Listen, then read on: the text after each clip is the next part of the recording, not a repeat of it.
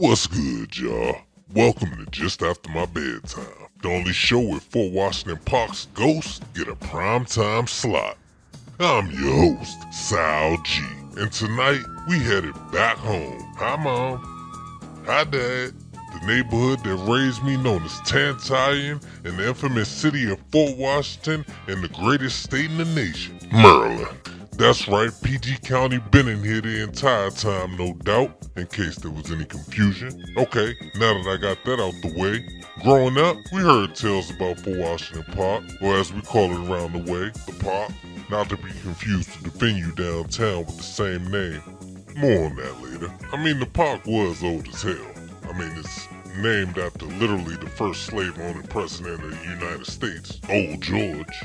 But this ain't about him. Back to the park. Man, all we knew about the park's haunted past as a kid was when people apparently swore they heard faint sounds of the Civil War soldiers still marching on top of the fort, and then some woman's voice whispering by the Potomac at night. And if you stuck around long enough, you realized that wasn't just any voice. That was the legend of Ophelia. She's apparently the ghost whose spirit haunts the lighthouse, demanding folks to leave. You know, similar to the DJ at Love Nightclub, playing New Edition, coincidentally the exact same time as the lights are turned on, alerting anyone paying attention that it's clearly time to go. Sidebar, Love Nightclub episode coming soon. Shout out to Round 3.0. Moving on. So Fort Washington Park has been around since about 1808, built to protect DC during the war of 1812, which went fantastically, by the way. The British pulled up, and the U.S. Army basically said, nah, we're good. Blew up the fort they built themselves. True story. It's literally the only fort in American history to be destroyed by the people defending it. Look it up. It's insane. Even the ghosts gotta be embarrassed. They're like, hold up. We died here for, what? Again. What Chuck and Cleveland say? That's terrible. So fast forward 100 some odd years later, the place survives the Civil War, gets all these upgrades, big cannons, concrete bunkers, and somewhere in there, people start hearing weird stuff. Folks start talking about in the jail cells under the fort, you can hear chains dragging. And not like faint, maybe it's your imagination either. Or like somebody's actually pacing down there going, nah, 2 more laps and my rings will be closed.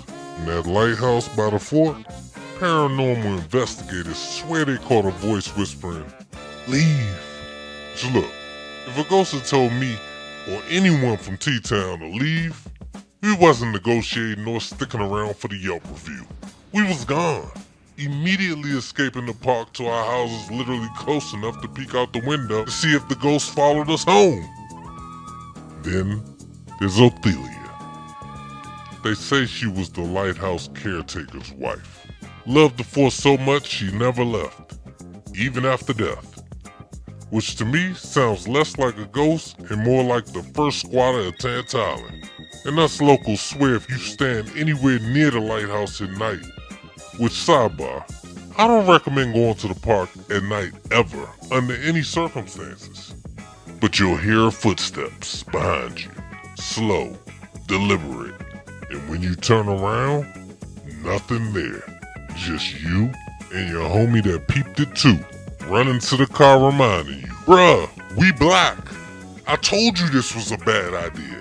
But the creepiest part, every ghost story I ever heard around the way has one thing in common.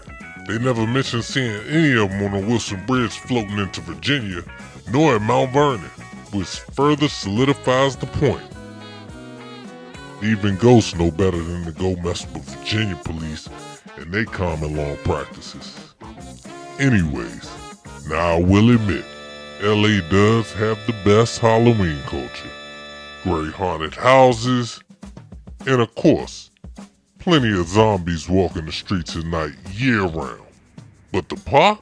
Every tree got a story, and every shadow's got eyes. You go in there after sunset, it's not a stroll. It's more like a dare to see what's been waiting on you to try 'em. So next time you're in Maryland, better yet, next time you're in Fort Wash around the way, go visit the park. enjoy the view, learn the history at the Yellow House, take a selfie at the cannons, and if you hear a voice whisper, leave, do what I do at a bad comedy show in the front row. Clap as if it's the greatest show on earth. Nah, just kidding. Don't do that. Turn around, get out, and get ghost. Alright, not that ghost. I mean roll out. Alright, not like Ludacris. Okay. Just find your car and rush to that one way in, one way out exit. Man, y'all like common as shit. And if you see me running out the park, don't ask. Just run. Peace.